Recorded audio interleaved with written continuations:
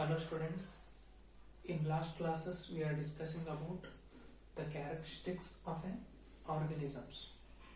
As you know or hope you are understanding, there are 5 important characteristics of any organism. What are those? First one is growth and development. What is second one? Second one is reproduction. Third one is metabolism. Fourth one is cellular organization of the body, and finally fifth one is consciousness, nothing but response. Okay, in this session let us go with the fourth characteristics of an organism, that is cellular organization of the body. We all followed that 3 characteristics. This one is growth and development, reproduction, and another one is metabolism. What is meant by metabolism? Metabolism is nothing but the sum total of all chemical reactions which are going to take place in an organism. It is called as metabolism. There are 2 types of metabolism. One is catabolism and another one is anabolism. With respect to examples also I explained in last classes. Let's look at this fourth characteristic. Today we can complete this one. What is the first characteristic for cellular organization of the body? First, students, you have to know what is meant by cell, what is meant by tissue, and what is meant by organ, and what is meant by organization of the body. If you see the flow chart, cell is going to perform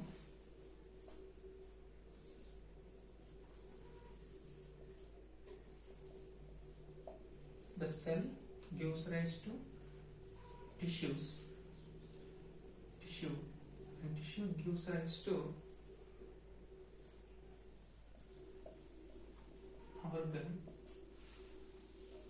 and organ which gives rise to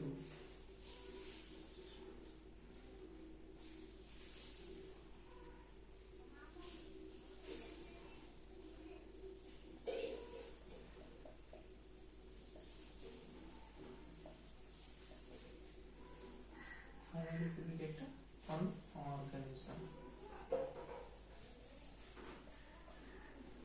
This is the sequence of one complete organism.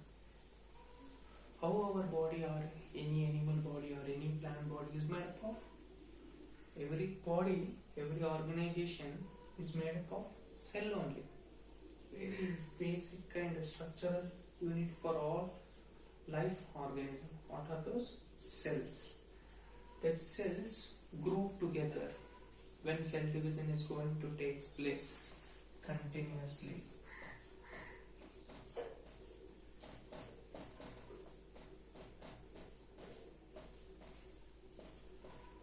When cell division is going to take place continuously in an organism, they are going to form tissues. Tissues are nothing but those are the origin, and they are called as they are the group of cells. Group of cells which are going to form the tissues. That tissues is going to form an organ. For example, if you take plant body only. Plants contains different organ system. Root, one organ system. Stem, one organ. Leaves, one organ. Fruit, one organ. How they are made up of? They are made up of tissues only. For example, our body. Kidney, one organ. They are made up of tissues only. And digestive system, heart, they are all made up of a group of tissues only. Tissues only, they are going to form organ. That organ is going to form a complete one organ system. Organ system like digestive system, respiratory system, like that. That is going to form one complete organization, and at the final we will get one product that is called as organism. This is in case of multicellular organism. in case of a multicellular organism. But in case of unicellular organism, where single cell is mainly responsible for the maintenance of whole organ system. Let us see the points. It is the defining features of all life forms. Usually, cellular organization are called as they are the important defining features of all life forms. Next, cells are the basic unit of structure and function in living organism. This is the definition for cell. In lower classes, we are going to studying that one continuously. Very important one. And in unicellular organism, unicellular means the single cell is mainly responsible for all the organization in the body. That single cell have the capability to maintain its life. But whereas in multicellular organism, various cells, they are going to form an organization. They are going to form a respective functions in the body. And the cells become dependent on one another. Usually cells are going to depend on, one cell is going to depend on another cell. Why? Because during cell division, the division of cells are going to take place by depending on one another. And final one is, individual cells may perform specific functions. They are going to perform the specific function and work together, form the survival of entire organizations. They are mainly responsible for the survival of entire organism. Let us give here some examples for unicellular organism. As you know, all prokaryotes like bacteria, yeast,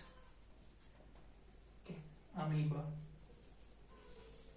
these are all called as unicellular organisms. Their body is made up of single cell only. That single cell have the capability to perform entire function in that organism.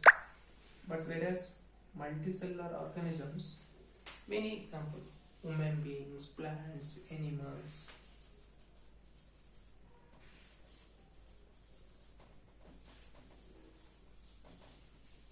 we can give like that examples.